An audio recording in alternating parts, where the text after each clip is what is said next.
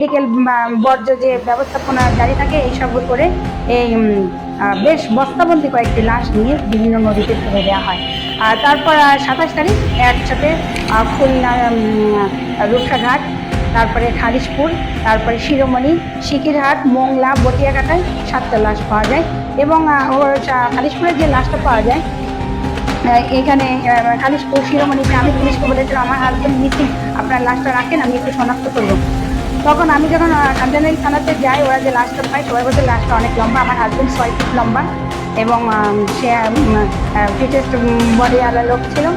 এবং আমি বললাম যে আমার হাজবেন্ড মিসিং, আপনারা রাখেন, আমি লাশটা শনাক্ত করবো। আমি যাওয়ার আগে তারা লাশটা সরাই ফেলছেন, বললাম কোন কাগজে এন্ট্রি রেখেছেন, আমাকে বলে লাশটা কে নিয়ে গেছে, আমাকে একটু দেখেন, লাশটার ছবি দেখেন।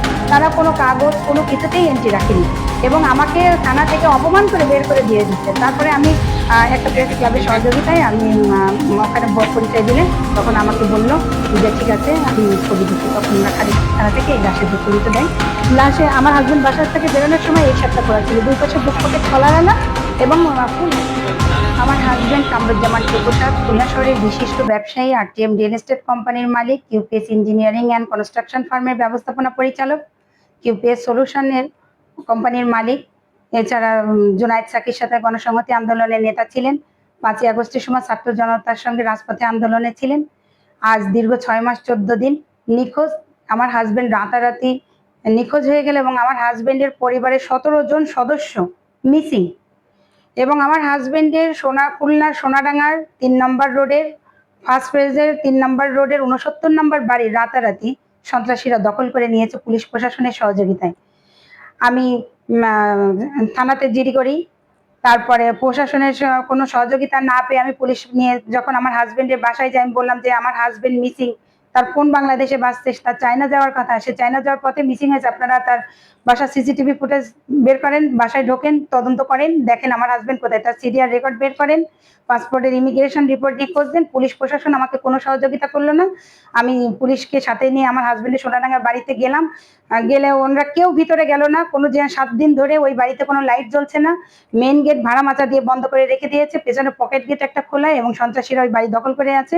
আমি পুলিশদের বললাম যে আপনারা ভেতরে যান, সার্চ করেন, খোঁজেন, আমার হাজবেন্ড আছে কিনা, সিসিটিভি ফুটেজ দেখেন, বা সে আদৌ এই বাসা থেকে বের হয়েছে কিনা। পুলিশ প্রশাসন ভেতরেই গেল না, আমাকে ওখান থেকে তাড়িয়ে দিল। তারপরে আমি চলে এসে প্রশাসনের সহযোগিতা না পেয়ে আমি আদালতে মামলা করি। মামলাটা সিআইডিতে তদন্তাধীন আছে। আমার হাজবেন্ডের ড্রাইভিং লাইসেন্স, তার যে ব্যবহৃত গাড়ি,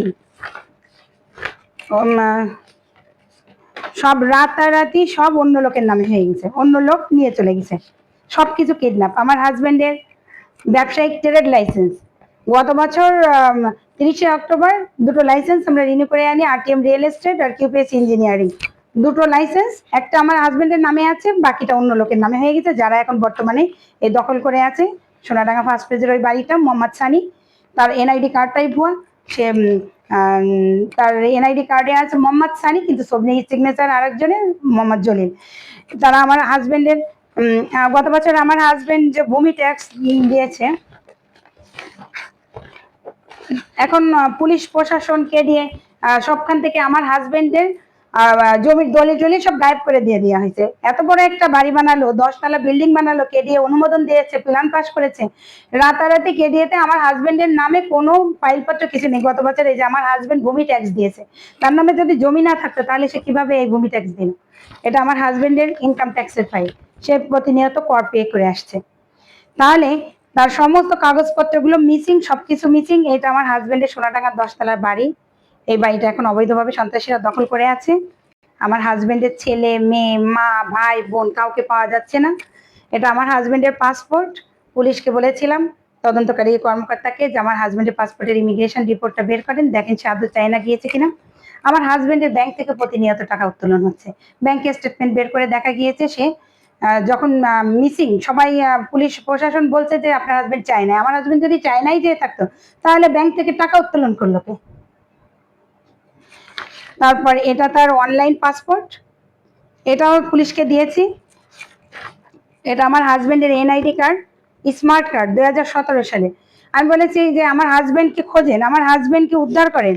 এবং তার পরিবারের সদস্যদেরই, আমার হাজবেন্ডের যাবতীয় সবকিছু বেশ কয়েকটা পত্রপত্রিকায় একটু নিউজ করেছিল আমার হাজবেন্ডের মিসিং। কিন্তু এই প্রশাসন, পুলিশ প্রশাসন সহ এই সকল সন্ত্রাসীরা যারা আন্ডারগ্রাউন্ডে মাফিয়া ডন, ইন্টারন্যাশনাল মাফিয়া গ্যাংয়ের লোক, এদের হলো অস্ত্র, মাদক, কিডনি পাচার, অঙ্গ পাচার, নারী পাচার, আর এরা বিভিন্ন স্বর্ণ চোরাচালান এগুলো বিজনেস করে। আমার হাজবেন্ড এগুলো প্রতিবাদ করেছিল।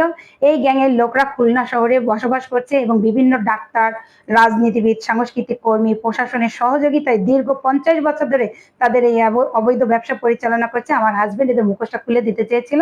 মানুষ সৃষ্টিকর্তার পরে বিশ্বাস করে, ডাক্তার এবং ওষুধের পরে। এরা ঔষধ কোম্পানির আড়ালে মাদক পাচার করে এবং ডাক্তারি পেশার আড়ালে পরিকল্পিত খুন, গুম, হত্যা, অঙ্গ পাচারের বিজনেস করে। এবং শুধু অঙ্গ পাচার না, পুরাতন যেসব বড় বড় সন্ত্রাসী আছে, এরশাদ শিকদারের মতো মাফিয়া গ্যাংয়ের লোক যারা আছে, এরা তাদেরকে আপনার ইয়ে করেছে, তাদের মুখে ভালো মানুষের চেহারা প্লাস্টিক সার্জারি করে দিয়ে সমাজে এরা ঘুরে বেড়াচ্ছে। এরা এই মব কিলিং সহ বিভিন্ন ধরনের হত্যাযজ্ঞ করছে। এটা মুখোশ আমার হাজবেন্ড জেনে খুলে দিতে চেয়েছিল এবং যার কারণে আমার হাজবেন্ডকে কিডন্যাপ করে নিয়ে গিয়েছে। আমার হাজবেন্ডের পরিবারের সদস্য সহ মিসিং। এই বিভিন্ন বেশ কয়েকটি পত্রপত্রিকায় এই যে আমার হাজবেন্ড মিসিং সহ নিখোঁজ বিজ্ঞপ্তি দিয়েছিল। তারপর থেকে টোটালি আমাকে বেশ কোনো মিডিয়ায় এই 6-7 মাসে আমি বেশ কয়েকটা মিডিয়ার দ্বারস্থ হয়েছি। তারা কেউ এই সন্ত্রাসীদের গ্যাংয়ের বিরুদ্ধে এরা কেউ মামলা মোকদ্দমা মানে কোনো নিউজ করতে ভয় পাচ্ছিল। তারপর